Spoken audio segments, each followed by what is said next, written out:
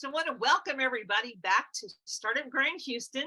We have a great conversation we're going to bring to you today. And of course, you probably saw in that little clip before the video started about how Startup Grind has 3 values that we really live by. And I found that once I really started embodying those values, I gained a new understanding of what our community really means. And that is, our values are give first, make friends, and help others. And because our mission is to give startups everywhere the education and the opportunities to build and grow and scale their companies, we are a community of founders, entrepreneurs, innovators, investors, and creators. But Houston specifically has a really different mission. We are the only Startup Grind chapter that focuses on connecting with marginalized voices. And because we're an international city, we've got one of the largest ports in the country. We have 2 international airports, and we have 145 languages spoke in our city. And so we're the most diverse city in the United States. And my goal for the Houston chapter has changed. And I always like to say it out loud because this might be the first time you're listening. And if it's not, it's a great way for it to re-anchor into your beingness. And that is, we're here to bridge the cities and the countries, to be a connection point for all marginalized voices in the startup community. So thank you for joining us today.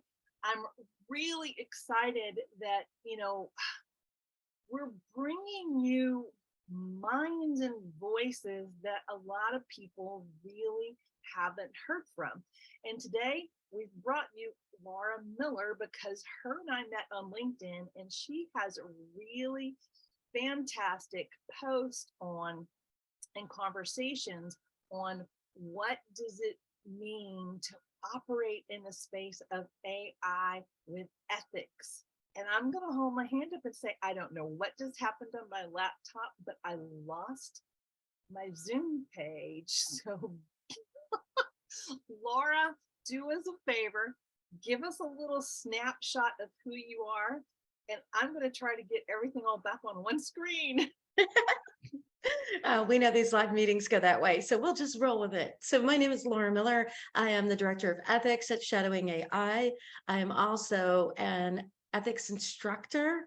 One of the most important things I think that I always try to share with people before we get into a conversation is that I'm an applied ethicist. And that means that I want to see what ethics can do in our world. Now, I can certainly have all the theoretical conversations that anyone could possibly imagine, from the meaning of life to how do we make moral choices and what the definition of responsible, when we talk about responsible AI, is. But ultimately, what I'm most concerned with is helping people understand how to do ethics, not just talk about ethics, but live it, do it, make better choices, understand the consequences of the choices that you are making and the weight that they have, and to help you make the best ones possible. I am not a moral saint. There are none who get it perfect. I know what it is to be ethical, and well, yeah, that's a high bar. And we're just human, but we can do better. We can recognize where there's opportunities to do better, and we can make the conscious choice to do the right thing, even when sometimes it's really, really tempting, and even sometimes lucrative. It sometimes pays not to do the ethical thing, but sometimes it only pays financially, but the costs are across the board in other areas. So my focus is on doing ethics. Are we back? I love that. Oh, it just makes it so much easier to have a handle on the difference between how you show up and what we can learn with you. So let's start our conversation off with asking you, why is it important for startups to consider ethics when they're developing or using AI? And from that, what are some of the major risks that they should be aware of? Well, one of the main reasons that come to mind for me personally is the reach of technology. if you're touching anything that has AI or that is technologically oriented, it could go global. And it often does, even as a startup. Shadowing is a startup, and we're on 6 of 7 continents. That means it has impact in places far beyond your laptop, wherever it might be. And we need to be aware that in our interconnected global world, that the ability to minimize a wrong choice gets much harder when the spread is much larger. And the good that you can do can reach so much further when you make those tough choices and you make the choice that's the better choice. You're putting that much more good into the world, around the world, because of the opportunity for technology to just grow and spread and reach people you never even imagined you could reach. So for me, why does it matter? Because wrong choices have greater impact when it comes to technology. It's one of the reasons why I gravitated towards technology.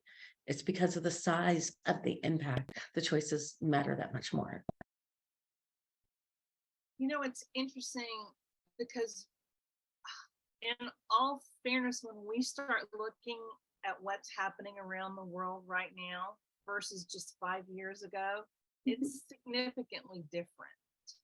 It's accelerated at a pace that even someone who's as mercurial as I can be, as adaptable to change, and that I'm sitting here and I'm going, okay, we have problems because we've literally watched how, as you stated earlier, people made a choice, a financial choice that weren't in alignment with what's the best choice for everyone. It was just something that served them in this moment right now. Well, and sometimes those choices aren't super easy. I don't want to sell any developer or business person short. I know those choices are tough, and I don't think anyone goes out there and picks the worst choice. But I think sometimes when choices are a little bit too, well, let's just word it this way. If a choice is real easy, like it's almost a no-brainer, and it's something that benefits you, you might be missing some of the pieces, because when it comes to technology and choices where it impacts people around the globe, it really shouldn't be that easy. Most choices should be complicated. So if you're making them easy, you might be sidestepping some of the hard stuff. And that's really tempting. And it's tempting for all of us. As I said, we're only human, but if we catch ourselves doing it, and we start looking and going, okay, why does it just seem like this is so easy and this is the obvious choice and what's up? I mean, we all need some wins in life, so why can't I have one? But it's still worth it to at least kick the tires a little bit and go, all right, I know what's in it for me. I know totally why this makes sense for my organization. But now let me put it in context of the society that I'm in, or the state, or the country, or the people that are going to interact with this. And is the answer still as clear when you do that? If it is, yes. If it's not, then maybe there's a little bit more thinking to do, or a little more strategizing to do. Doesn't always mean abandon the entire idea. It means make it better, because it's not going to be perfect, but it can be better. So even if you're like, I cannot walk away from that, that is just too good for me, there's just no passing it up. Okay, but can you make it better for the other people? A little bit of both. I love how you brought an additional component into the decision-making factor, because one of the things that I observe is a lot of times when people are making those choices, they'll stay within whatever the initial construct was that was given, instead of bringing in an additional component that could actually improve it. Yeah. And it's about the improvement.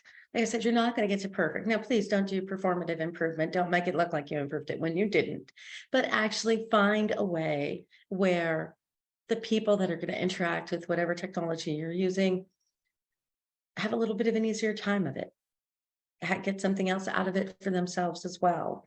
Now, in technology, we talk most often, businesses and organizations talk about minimizing risk.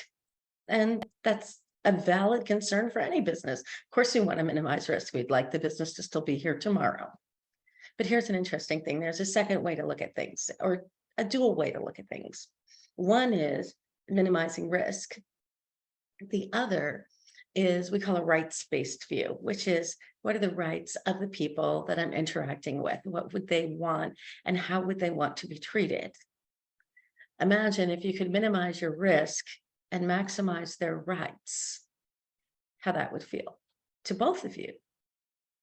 So don't lose the rights for the risk. Don't lose the risk for the rights, although that doesn't seem to be the way we go, at least not in the United States. But you need to be, and as a community, you would understand this, you need to take care of the people that you do business with, because taking care of people is what keeps them your people. It's what helps make them your people. And it's how you help attract the right kind of people to help you with your message. So they deserve a certain amount of care. So they deserve to be part, their concerns deserve to be part of the decision-making process. So I love how before I even asked you about best practices that startups can follow, you opened the door before the question was even asked, because it kind of gives us, I don't want to say red carpet because there's a certain kind of energy that follows that, but it gives us a walkway to go into thinking about best practices, maybe in a different way. Yes. When you're thinking about building ethics into AI development and deployment from the get-go, from the very beginning, from the start. Because I love how you brought up risk. So many times people want to start with the constraints piece, the risk piece, without thinking about expanding what are the good works. So it's like, how do you balance that? It's almost like a seesaw, risks over here. And I mean, we literally, I think you and I are both connected to him. And now that I want to say his name's not coming to me, but I see his face as plain as day. There's a really wonderful creator on LinkedIn and TikTok who does these phenomenal videos about autism. And the one that he did this week was about the visual. So he was doing one with Midjourney about what were the visuals when you use the descriptive autistic pulled up. So let's play with that one. How can we think about both expanding as well as the risks when we're looking at developing or using AI in our startup? Well, the interesting thing is the rights-based concerns. Most often, I can't say always because there's always going to be an exception to any rule, but the rights-based ones are almost always value adds. In other words, you're always going to want to protect, you're going to want to deal with the risks. You're going to want to make sure that things are safe, that you can't be hacked, that what you put out there performs the way that you want it to, conforms to data sets if you're doing algorithms. You need those things for sure. What I usually ask is, why can't you have those things and still allow people choices to opt out of things instead of automatically opting them in? Well, sorry, rather, you should allow people to opt into things rather than opting into them for them. That doesn't necessarily increase your risk. It might affect your profit sometimes, but it could improve it too, because right now people are becoming more and more aware that when it comes to AI, there are challenges and there's a lot of fear about that. So not tending to those rights-based things could make people turn away from those kinds of products too. And we're getting to a point where saying, no, wait, we tried to do this right stuff also. You can see it here, you can see it there. You can see statements where we say, we're not automatically going to just collect every cookie we can. We're going to give you options of like a low cookie mode, a medium cookie mode, and you can have anything you want cookie mode, and let people start making choices that they feel comfortable with, so that they become being more comfortable with you. So when you balance them, of course, you need your business to stay in business. You need to stay profitable. You need to do all the things a business would. But then look at what else you can add to that. Don't look at it as though anything ethical is automatically going to subtract from it. And I think that that's a mindset that needs to shift, which is ethics will be hard. It's going to be costly. I can't just do the things that I want now. Ethics is a way to do the things that you want better.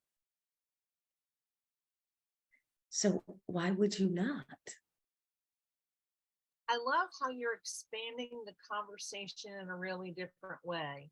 It's not something that I see a lot of people opening those particular doors. They tend to focus on the known. They argue from what I call a past perspective and lens, Mhm. and it keeps us stuck instead of exploring and examining additional ways to connect or build trust with people. And that's what I was hearing in what you were sharing just there, that there's an assumption that if you don't just automatically lock everybody in or make them check off a terms of service, that there's no way they have the time to read yours and the other 10 things that they're using as a tool. You've put the onus on your user, your customer, your client, whatever label your business has for them, that's really unfair. And a lot of times, all businesses, whether they're startups or big corporate businesses, don't necessarily think about the undue burden they shift to their customer. Well, and a lot of times what they try to do to take the burden off the customer is give them one choice that is a yes or no. But what that one yes or no choice is, which is either, you accept the cookies or you don't, it's that kind of a choice. And a lot of times, if you don't accept it, you can't access certain information and things like that. So then you're more tempted to say yes, but that means they get the majority of the data. But one of the things that gets lost is, how does it feel to be a person when that's the 20th website you visited that day because you're doing research? That might just be me, but we'll go with it. And you're now seeing it for the 20th time and thinking, I'm giving it all to them again too. Like, you can't, even as a business owner, as a startup, you can't forget what it's going to be like to be the person that uses your product or that comes in contact with your organization or your company, and forget what that feels like in context. And whether or not that easy choice you gave them, which is, of course, you're going to say yes to me, isn't really actually the easy choice. And doesn't really catch anyone's attention when it's all the same. When every website is like, you have to say yes to this in order to whatever. It's like, okay, fine. Yes. Well, I don't know if you want your clients rolling their eyeballs right before they get into your website. It might be not the mindset that you wanted. But imagine if you logged onto a site and it was like, limited cookies, moderate cookies. We want the keys to the kingdom. You pick. That might actually make you pause, realize something different is going on here, and make your customer think, now that's interesting. What other interesting ideas do they have on this crazy website? You might just be surprised. So there are ways to do it. Yeah, I love that, because so often companies don't think about how does that make the customer feel to answer that question. And if it's a yes or no, it almost feels like a forced yes, which means I'm going into the relationship with you with my walls up and resistance, even if it's on a subconscious level. Well, even forced is considered not consent. It's forced. I should mention that companies do embrace design thinking, human design thinking. But when they do that, they often think of it as their customer, their client, sitting down to work with their product, their website, whatever the case may be. But they don't often look at the larger context of, okay, they're looking for, I don't know, a new bank, and they've been on 20 bank websites. They don't add that component to, now what does it feel like to sit down in front of mine? And that context piece is a really important piece. Right now, we're all hearing stories about our data, privacy, data and privacy. You know, are they using it to train AI? Are they selling it? What are they doing with it? And it's one thing to think in a vacuum, I wonder what my people or the people that are going to interact with think about data. But when you think about it in this moment, and you start understanding that people are scared, people are tired, they're hearing about it all the time, there's lots of news stories, it'll shift those personas and those narratives that you made under human design thinking and at a new level. Well, and the interesting thing too, and I think back to even when I've been in advisory sessions a while back with different startups, so many of them rely on the back, what I call the backside of how they're going to monetize things, instead of actually creating a solution that they're able to go out and just sell the solution. They're trying to build adoption from large numbers, but then monetizing it from a hidden perspective. And that is now coming back around to bite people in the behind. Well, it's becoming more transparent. More people are aware of what they've been asked to give up. But the piece that I'm seeing that bringing up Jeremy's video is too many times people aren't thinking about the marginalized groups. And it's funny because the word marginalized tends to also make us think that they're small. Yet the interesting dynamic that I'm hearing in conversations on LinkedIn is how people are going, gosh, gee, it's starting to feel like everybody's neurodivergent. Well, okay, so now you've expanded your lens and your understanding of something that's already been around you. We just haven't been able to identify it. So now the definition needs to expand. So when we think about unintended harm, what are questions that startups could ask when they're in the whole bringing all the ingredients to the table and looking at what kind of recipe they want to build? Well, one of the things that I've seen recently was a move from under-recognized or from marginalized to under-recognized, which doesn't seem to minimize their position and instead says, these are the people you miss. These are the people you leave out. These are the people that are excluded. As a matter of fact, in Europe, they talk about social exclusion, which is when you're excluded kind of from the fabric of society. So those unintended consequences are those places where we aren't doing justice to the under-recognized. Those things come up even in just knowing it's a technology solution.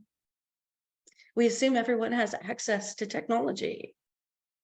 Many of them don't. Also, it's expensive depending on what your access is to technology. Not everyone has an everything included cell phone plan. Not everyone has a phone and a laptop. Not everyone has, so right from the beginning, when we talk about technology, we have to understand that there's already challenges even accessing those products. But then we also have to understand things like ChatGPT, speak in language that sounds very much like mine. But you had mentioned that where you are, there's 100 and something, like 45 different languages. And yet that breadth of that language isn't available in our technology, even when it speaks to us. It speaks to us a certain way because that's the majority of the language that proliferates the internet. Therefore, it proliferates the training set. Therefore, it ends up in the products. So literally every piece of this speaks to those who are under-recognized. So we have to make sure that all voices are welcome. We have to make sure that when we word things or when we speak a certain way, that we're not automatically excluding people. We have to do that in our marketing. We have to do it in our advertising. We have to do it in understanding access. We can do it as organizations multiple ways. We can find good organizations that we can support. We can call in persons from under-recognized groups and have them involved in every meeting, from brainstorming to who knows what. Please pay them. Let's not do free labor from the under-recognized. But really, that component is necessary throughout the entire process. It's not a matter of when should we introduce those voices. It's a matter of they should never have needed to be introduced. Which kind of goes into our next question around how important is diversity and inclusivity in the teams building AI systems. We hear people talk about that, but one of the things that I find really interesting, and it's the first thing I look for when I'm looking at teams, is I'm literally looking how diverse is your team. And frankly, I'm not seeing enough diversity on anybody's team. So what advice would you give startups on building responsible and ethical AI culture? Well, one of the tricks is, if you want your product to be widely accessible to multiple audiences so that you can increase that bottom line, and you will, that it needs to be accessible to as many people as possible. And you can't know that if you don't include them. So the strength of your product is directly connected to the diversity of your team. So if you don't have diverse teams, your product will not reach as far as a product that does. Your success can be impacted based on a lack of diversity in your team. It really is time that we as a society and as a people started figuring out how to do ethics. And part of doing ethics is making sure that voices are heard, not only heard, acted upon, not just giving someone a place to speak, but making sure that they are speaking to power. In other words, that they have the ability to impact decisions, alter choices, and provide feedback that would be acted upon. It's about doing it, not just giving someone a seat at the table and saying, I opened up the door, here's a table, there's chairs, you're welcome to sit at one, and we're going to listen to you, but then you're going to walk out of the room, and then the choices are going to be made as though you weren't there. We can't be doing that. We need to make sure that when we include diverse voices, and that we do include diverse voices, that those voices have impact and that they change things for being there. They have that right. I'm just giving it a little bit of silence for people to absorb that. And it'll help you succeed too. But I don't want you to do it for that reason. I want you to do it because there are far, far too many under-recognized voices, qualified, incredible, amazing, fierce people in this world who could, with their words, with their presence, move mountains. And yet, even if they get a seat at the table, their voice isn't allowed to make those changes happen. And it's well past time for that to happen. It just has. It's the time is now. And it's always been now. We see it all around us too. We see when it hasn't happened, the repercussions that it's bringing. And let's be clear. I'm noticing is that the collective of people, the large group of people are starting to finally have more of these conversations out loud Right. instead of just thinking them. Mhm. And that's one reason why I love bringing bold, change making, visionary voices to the mic here. Is Yeah, it's time for us to have different conversations. it is. It's time for different conversations. And when we talk about diversity, we have to make sure that it's not just diverse in one area, or um, that we really span that we span as many groups as we can across as many of our teams as we can, so that, we're not excluding early career voices. We're not excluding women. We're not excluding late career voices or later career voices. I don't think you're ever late, but you get the idea.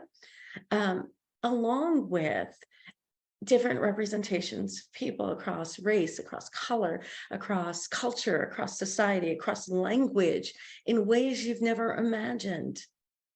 But if you can find, and I think it was our wonderful founder of Apple who said, look for the misfits. If you look at your teams and everyone fits, you're missing the misfits. So, Laura, how would you like to summarize our conversation today, or what kind of call to action would you like to give people who are listening to our conversation today in hopes that we have better outcomes? Um, well, we talked about a lot today. I would say it's time to listen as much as talk and do. As a leader or a team leader or as a founder, you need to find those misfits or have your people find those misfits. Hopefully you all find misfits. But then you really need to sit with what they say. You need to hear them. And it needs to be more about their voices. I saw a great post on LinkedIn. Unfortunately, I don't remember who posted it, but the idea was that you would be the last person as a leader to speak, even if it's a meeting that you called. It's not, so we have this problem at hand and this is our task and this is what we need to deal with. Instead, what's going on? What's up with you? What's something you'd like to share, even if it's not on the agenda? What's something I need to know? That kind of inquisitiveness and curiosity will, number one, make you aware of things you would never have been aware of otherwise. So, and that's good to know because we want to make sure we know what we need to. But it starts giving those voices power again. It says that I can prioritize others. It says that I'm not afraid to lose power if I allow someone else to speak. But when it comes to technology and when it comes to doing ethics, you have to say the quiet parts out loud. So you have to start the conversations. You have to start asking the tough questions, like the weird ones, like, hey, have you ever thought about where we are? Like, I don't know, from that crazy stuff like ethics, have you ever really thought about that? You might be surprised. You have some deep people at work, they might have, or you might have, huh, well, we're talking about that. Do you think we should be talking about that? And you can get the conversation started, but you don't have to start deep in at do you think we really exist, which is fun for philosophers, not so fun for business people. But you do need to start having those conversations and having those conversations with people that look, think, and believe differently than you do. Because those insights will make you grow, they'll show you opportunities and potential, and they'll help you figure out what you've been missing. So everybody, you know, yeah, keep the conversation of ethics going. Have the conversation, but have it with people different than you. I think I'd start there. Thank you for bringing your voice to the mic here for Startup Grind. Thank you for challenging everyone to start asking themselves some different questions when it comes to ethics, to move the chess piece from a thought piece to a do piece. I love that. And To an I'm action looking piece. forward to seeing the next phase of your body of work that you produce and where you help us navigate some of our choices and our decisions. Thank you. Thank you.